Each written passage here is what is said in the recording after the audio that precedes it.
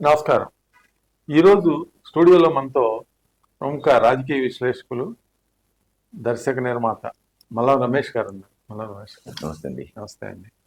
మల్లా రమేష్ గారు, మీరు దర్శక నిర్మాతగా, నటుడిగా, రైటర్గా వందే భారత్ సినిమాని అనేక వ్యయ ప్రయాసాలు కోర్చి సందేశాత్మక చిత్రాన్ని తీశారు, రిలీజ్ కూడా చేయండి. అయితే రేపు ఆగస్టు 15 నాడు ఒక కార్యక్రమం తలపెట్టారు. అంటే మీరు తరచుగా దేశభక్తి గురించి ఎక్కువగా పిల్లలకు కానీ మీ ప్రోగ్రామ్స్లో కానీ వేల ప్రదర్శనలు అయ్యి మీరు ఇస్తూ ఉంటారు. అక్కడ కూడా దేశభక్తికి అనుకూలంగానే మాట్లాడుతూ ఉంటారు, ప్రదర్శనలు కూడా చేస్తూ ఉంటారు. అయితే ఖడ్గం తర్వాత దేశభక్తి మీద ప్రధానంగా మరి భారతదేశం వందే మాతరం వాటి ప్రాశస్త్యం గురించి వివరించే చిత్రంగా మన చిత్రాన్ని చెప్పుకోవచ్చు. ఆగస్టు 15 2026 ఏం చేయబోతున్నారు? ఇప్పుడు Vande Bharat save India, save India tag రక్షించుకున్నాను meaning. Vande Bharat save India అనేది పక్కా దేశభక్తి చిత్రం. నాకు కూడా అదే బాగుంటుంది. దేశభక్తి ఇప్పుడు విషయం దేశభక్తి అనగానే బీజేపీ పార్టీకో లేకపోతే కొన్ని పార్టీ సంఘాలకు వదిలేస్తారు, కరెక్ట్ కాదు. దేశం జన్మించిన ప్రతి అందరూ కూడా దేశాన్ని ప్రేమించాలి, జాతీయ జెండాకు దండం పెట్టాలి, జాతీయ గీతం పాడాలి. ఇది అసలు ఇది మత గొడవలు కూడా అదేనండి. మత గొడవలు కూడా ఏంటంటే మత గొడవలు కావాలి.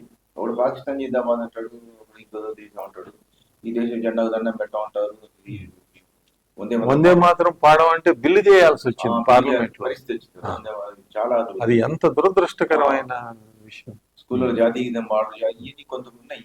వీటి వల్లనే ఈ మత విభేదాలు వస్తున్నాయి తప్ప, అందుకే మతం నుంచే టాపిక్ తీసుకొని ఏ మతమైన ఏ కులమైన జాతీయ జెండా పొందడం. ఖడ్గం సినిమా దగ్గరకు వచ్చాక స్టార్ ఇమేజ్ తో పాటు ఆనాడు బాగా చూసేవాళ్ళు, పెద్ద బ్యాన్. ఇది వందే భారత్ సేవ్ ఇండియా దగ్గరకు వచ్చి ఇప్పుడు జనం చూడని టైంలో రిలీజ్ చేసాం. జనం చూడలేక చూడలేవు సినిమా, ప్లస్ చిన్న బ్యాక్ కాబట్టి స్టార్ ఇమేజ్ కూడా సుమన్ గారు కాబట్టి మిగతా వాళ్ళకి. కాబట్టి నా సినిమా వాళ్ళకి దూరం పోలేదు. కానీ అంశాలు తీసుకున్నట్టయితే మాత్రం నాది దిట్టగానే ఉన్నాయి. చూసిన వాళ్ళందరూ నచ్చింది. నాది కొద్ది మందికి తెలుసు, ఆ సినిమా ఎక్కువ మంది తెలుసు. ఈ సినిమాని ఆగస్టు 15 జనవరి గారిని అంటే ఈ ప్రతి ఆగస్టు 15 ప్రతి జనవరి గారు కానీ నేను అకేషన్ నేను హైదరాబాద్ లో అక్కడ సినిమా వేయడం కూడా వేస్తూనే ఉంటే ఇంకొక 10 ఏళ్ల పాటు, అంటే మొత్తం 2 ఏళ్ళు అయిపోయింది కాబట్టి ఇంకొక 8 ఏళ్ల పాటు సినిమా వేస్తాను. ఆగస్టు 15 చేసింది ఏంటంటే ఈ సినిమాను విస్తృతపరచడానికి అందులో ఒక పాట, దేశ పాటని శుద్ధాలు గారు రాశారు. ఆ పాటని జనంలోకి తీసుకెళ్ళటం కోసం నేను ఒక టీం పెట్టుకుని రవీంద్రబాద్ లో ఆగస్టు 15వ తారీఖు సినిమా వేసి థియేటర్ ఉంటుంది, చూపించిన తర్వాత వాళ్ళని ఒక యూనిట్ అయ్యి భవిష్యత్తులో పాటని ముందుకు తీసుకెళ్ళటం, సినిమాలు పెట్టుకుని ముందుకు తీసుకెళ్లే ప్లాన్ చేసి క్రమంగా నేను మొదలు పెడితే, అంటే ఎవరైనా మొదలు పెట్టే వాళ్ళు ఒక్కలే, తర్వాత పెరిగారు. నాకు టీం పెరిగి దాదాపు 25 మంది ఎప్పటికి, బహుశా 50 మంది దాకా వచ్చావు. నేను మా వంతు కర్తవ్యంగా ఎంతో కొంత సినిమా ద్వారా జనాన్ని దేశభక్తి పెంపొందించడం కోసం మేము ప్రయత్నం చేస్తున్నాము. ఆగస్టు 15 వాళ్ళలో కొంతమంది మాకు సహకరించిన వాడికి అవార్డు ఇస్తున్నాం. ఎందుకంటే వాళ్ళని సన్మానించి బాధ్యత మాకు.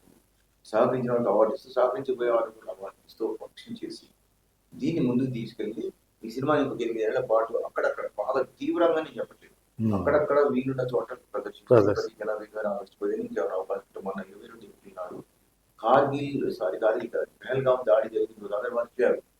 నేను మర్చిపోకుండా 22 నాడు హైదరాబాద్ సినిమా ప్రదర్శించి పేదవాళ్ళని చాలా మంది ఇన్వైట్ చేసి మీడియా చెప్పి జనంలో మళ్ళీ దేశభక్తి భావన నాటడానికి ట్రై చేసి, ఇక నేను నా వంతు కర్తవ్యంగా నేను సినిమాని ఉపయోగించుకొని ఇంకొక 8 ఏళ్ల పాటు ఆగస్టు 15 పెద్ద పునాది. ఓకే, నమస్తే.